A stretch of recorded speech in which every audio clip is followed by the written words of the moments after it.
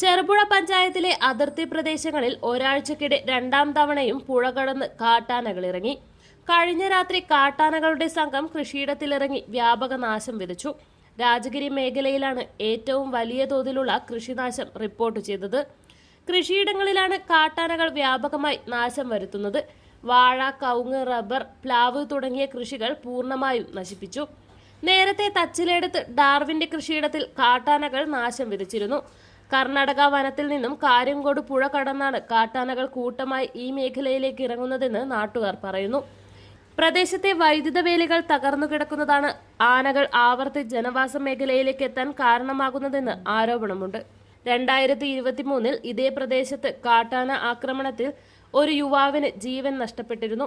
ആ ദുരന്തത്തിന്റെ ഓർമ്മകൾ മാറും മുൻപേ വീണ്ടും കാട്ടാനകൾ ഇറങ്ങിയത് പ്രദേശവാസികളെ കടുത്ത ആശങ്കയിലാഴ്ത്തുകയാണ്.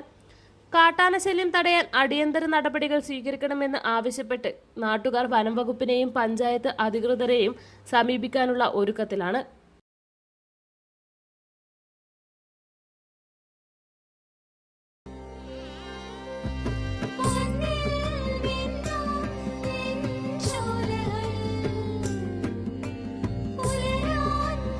ഇതെനിക്ക് തരുമോ?